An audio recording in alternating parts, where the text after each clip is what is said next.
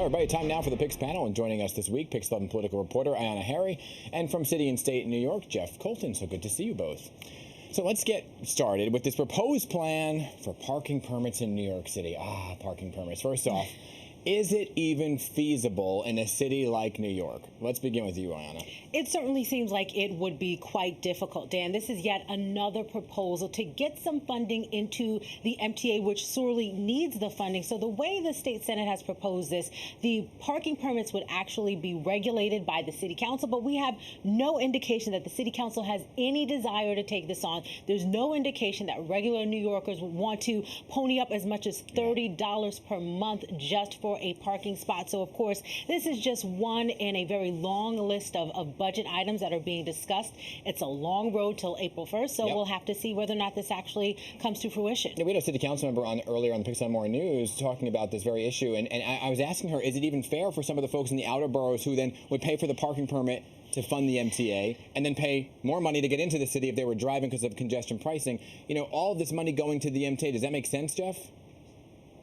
Look, of course it's bad politics. I mean, you know, constituents aren't going to like this, but it might be good policy. I mean, to put it simply, people that have cars generally have higher incomes, and this is a way to support those that do rely on the MTA. Again, difficult politics, but look, New York City is the greatest city in the world, we all agree, but it's not the only city. Other cities have parking permits. They've managed to do this.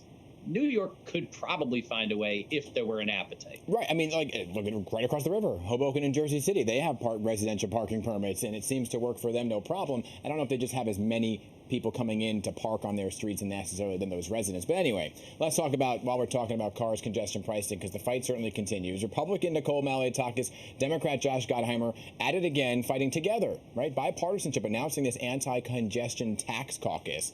So what is that, first and foremost, Ayana? Well, they're threatening federal legislation as well as lawsuits to stop congestion pricing. They also said they want to see environmental studies done, in-depth environmental studies, looking at the impact of congestion pricing, not just on Manhattan, but on the communities outside of Manhattan. So there's a concern that people may park in New Jersey, park in northern New Jersey, park in Staten Island, then take public transportation into New York City. So they want to have studies for that. But look, these are lawmakers who are vocal. They have a lot of support within their communities. So I do think that we should pay attention to their opposition of congestion pricing. Wonderful, sir. If they go park in those areas, they might have to have a residential parking permit now. Right.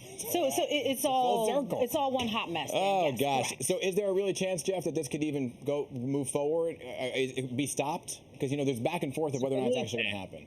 I mean, look, it's already been delayed, the implementation of congestion pricing, and there have been many studies about this over years and years. I mean, this is just another delay tactic with the hope of killing it.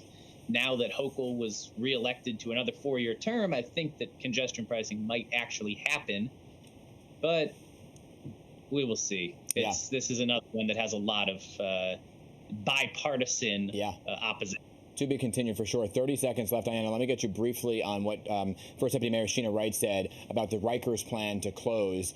Really doesn't seem like if it doesn't close. Right, that's the big issue. We still have not heard a clear plan on what the Adams administration will do if the borough-based plan is not ready by 2027. So we're going to have to continue asking those questions. All right, I know both of you will stay on that, asking the important topics while you are there in person in front of the mayor all the time, as you always both do. Jeff and Ayana, good to see you both. Thanks for being here. Thank you.